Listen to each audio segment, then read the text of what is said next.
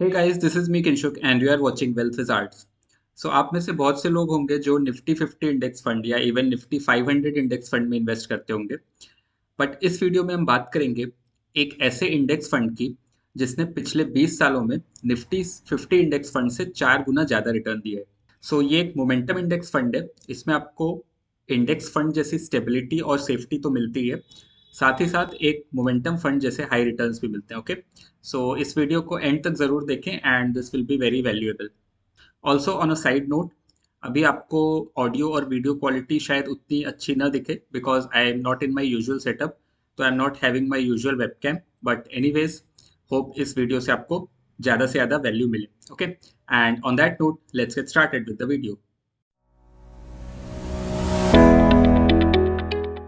Okay, so इस video में I am going to discuss about this Nifty 500 momentum 50 index fund. Okay, so जैसे ये Axis का mutual fund है and similarly आप किसी और म्यूचुअल फंड हाउस का भी ले सकते हो, जैसे आई थिंक निपॉन का भी same Nifty 500 momentum 50 index fund है and other mutual fund houses are also providing this. Okay, तो बेसिकली ये फंड है क्या?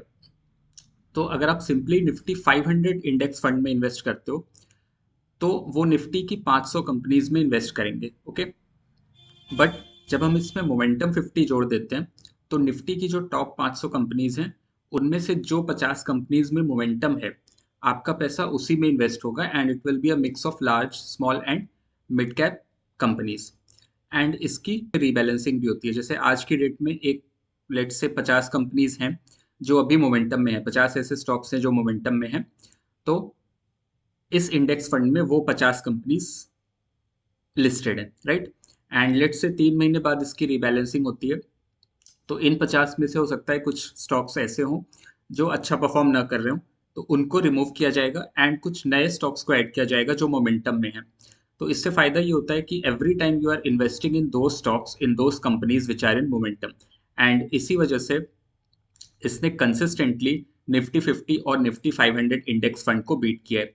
तो अगर आपको किसी इंडेक्स फंड में इन्वेस्ट करना है तो आई बिलीव कि this is one of the best funds that you can invest. Okay, तो इसको और डिटेल में आगे देखते हैं। सो यहाँ पे आप देख सकते हो कि if I zoom this, this product is suitable for investors who are seeking long term wealth creation. ठीक है, अगर आपको लॉन्ग टर्म के लिए करना है तभी आपको इसमें करना चाहिए। बहुत शॉर्ट टर्म के लिए शायद ये उतना यूजफुल ना हो, बट अगर आपका इन्वेस्टमेंट होराइजन 2 से 3 साल या उससे ज़्यादा है then definitely you should go for this momentum 50 index fund.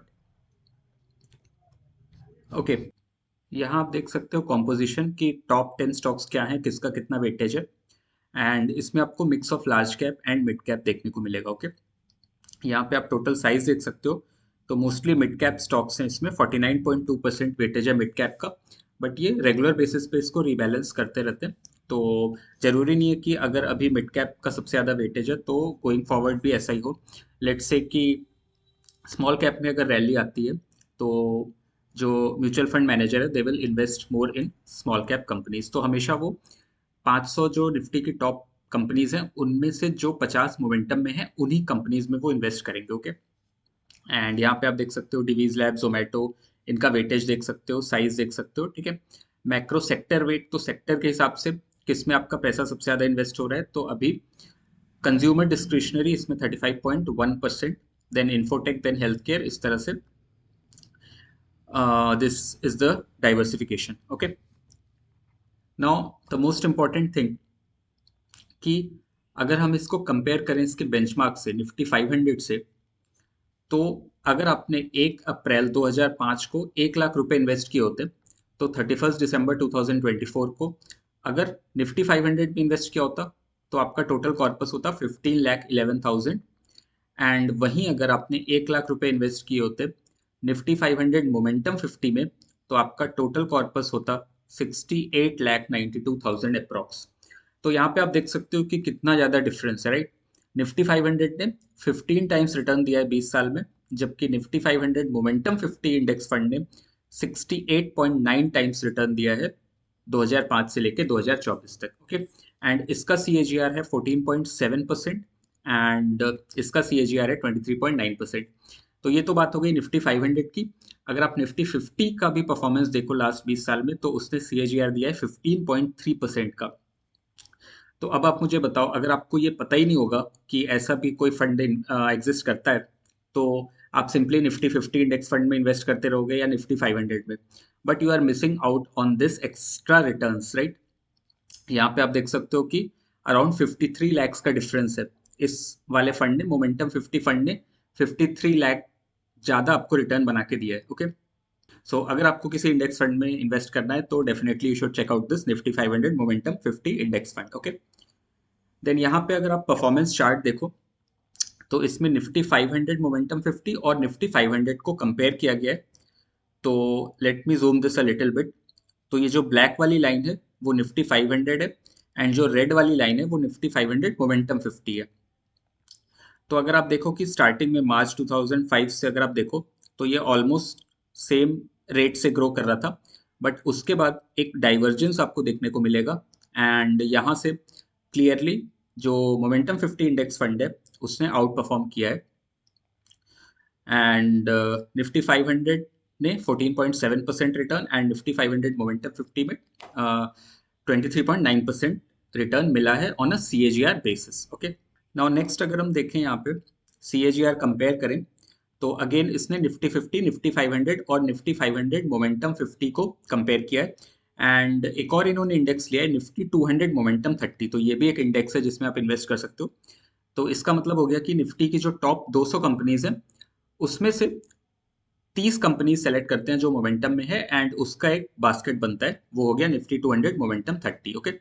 तो अगेन अगर आप कंपेयर करो यहाँ पे, तो यू विल सी कि निफ्टी 500 मोमेंटम 50 ने सबसे ज़्यादा रिटर्न्स दिए हैं, ओके। 3 साल में हम देखें तो निफ्टी 50 ने 12.2%, निफ्टी 500 ने 15.4%, एंड निफ्टी 500 मोमेंटम 50 ने 20.2%। वहीं निफ्टी 200 मोमेंटम 30 ने भी अच्छा परफॉर्म किया है, but it has given 17.6%, okay. Similarly 10 साल में आप देख सकते हो, 15 साल में देख सकते हो, एंड सिंस मार्च 2005 अगर लास्ट 20 ईयर्स का डेटा देखें, तो as we have previously seen कि निफ्टी 500 मोमेंटम 50 ने सबसे हाईएस्ट रिटर्न्स दिए हैं 23.9%, ओके। तो it says Nifty 500 momentum 50 index has out perform Nifty 500 index with substantial margin over various periods, right. Next अगर हम रोलिंग रिटर्न्स देखें, तो रोलिंग रिटर्न्स भी इसने ज़्यादा दिए हैं as compare to its benchmark, okay. यहाँ पे आप रोलिंग रिटर्न्स देख सकते हैं। I will give this PDF in the description, so आप इसको पूरा गो थ्रू कर सकते हो, बट अभी I am just covering the main points, okay. And then if we go to the next slide, तो इट सेज SIP रिटर्न्स 1 साल में, 3 साल में, 5 साल में और 10 साल में निफ्टी 500 ने कैसा परफॉर्म किया है और निफ्टी 500 मोमेंटम 50 ने कैसा परफॉर्म किया है। तो इसका अगर आप XIR देखो, मतलब ये इंटरनल रेट ऑफ रिटर्न है, इसको आप एक तरह से एनुअल रेट ऑफ रिटर्न समझ सकते हो मोटा मोटी। तो निफ्टी 500 ने 1 साल में 6.2% एंड इसने 1 साल में 3.8%। So that's why I said कि अगर आपको बहुत शॉर्ट टर्म के लिए इन्वेस्ट करना है, तो आपको फिर इंडेक्स फंड में ही इन्वेस्ट करना चाहिए, मतलब निफ्टी 50 या निफ्टी 500 में ही आपको इन्वेस्ट करना चाहिए। एंड इनफैक्ट मैं तो ये बोलूँगा, अगर आपका 1 साल का इन्वेस्टमेंट हॉराइजन है तो आपको इक्विटी फंड में इन्वेस्ट ही नहीं करना चाहिए। You should invest in date funds या इवन FD में आपको इन्वेस्ट करना चाहिए, ओके। बिकॉज 1 साल में यू डोंट नो कि स्टॉक मार्केट पॉजिटिव रिटर्न देगा या नेगेटिव रिटर्न देगा। बिकॉज अगर आपने last year let's say investment start की होती 1 साल के लिए, तो अभी आपका नेगेटिव रिटर्न होता, right, because markets have been down since last 5 months. तो स्टॉक मार्केट में, म्यूचुअल फंड में आपको तभी इन्वेस्ट करना चाहिए जब आपका इन्वेस्टमेंट हॉराइजन एटलीस्ट 2 या 3 साल या उससे ज़्यादा, ओके। सो 3 इयर्स या उसके बियॉन्ड अगर आप देखो, तो अगेन निफ्टी 500 मोमेंटम 50 ने कंसिस्टेंटली इसको आउट परफॉर्म किया है। 3 साल में निफ्टी 500 का XIRR है 19.5%, एंड निफ्टी 500 मोमेंटम 50 का है 30.6%। देन 5 साल में इसका 20.8% और इसका है 31.6%, ओके। एंड 10 साल में निफ्टी 500 ने 16.4% का XIRR दिया है, एंड निफ्टी 500 मोमेंटम 50 ने 24% का XIRR दिया है, ओके।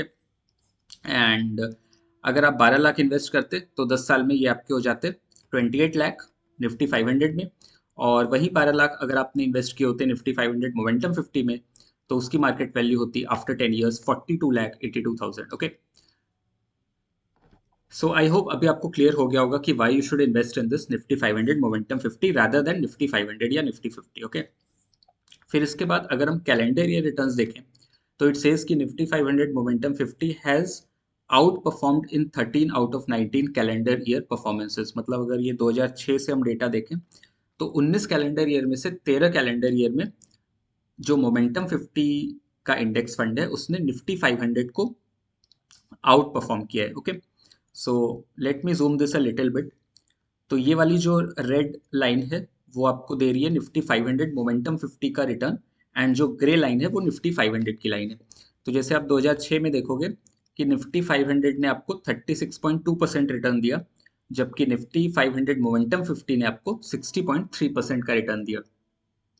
ओके, एंड यहाँ पे एक चीज आप ऑब्जर्व करोगे कि जब इसने आउट परफॉर्म किया है तो it has out perform by a huge margin, and जब इसने अंडर परफॉर्म किया है तो बहुत ज़्यादा डिफरेंस आपको देखने को नहीं मिलेगा, क्योंकि जब मार्केट डाउन है तो ऑब्वियसली निफ्टी 500 हो निफ्टी 50 हो वो भी नेगेटिव रिटर्न्स देगा, एंड आपका ये जो मोमेंटम 50 है वो भी नेगेटिव रिटर्न्स देगा। ओके, बट यहाँ पे आपको ज़्यादा डिफरेंस देखने को नहीं मिलेगा।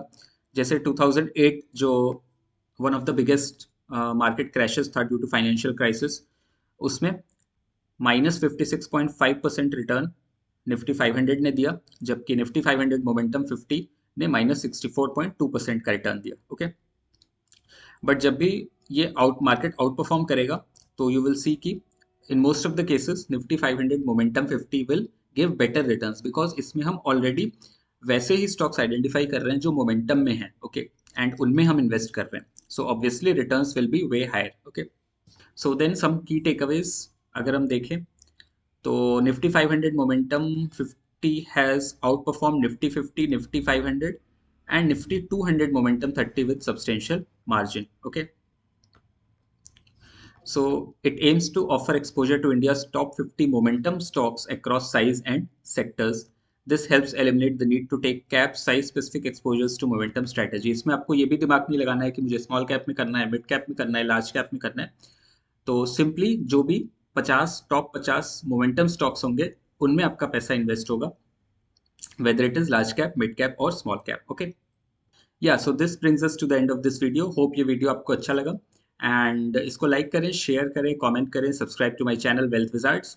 ऑल्सो बेल आइकन को प्रेस करें so that you don't miss any notifications from my channel, and I will see you guys in the next video. Till then, bye and happy investing.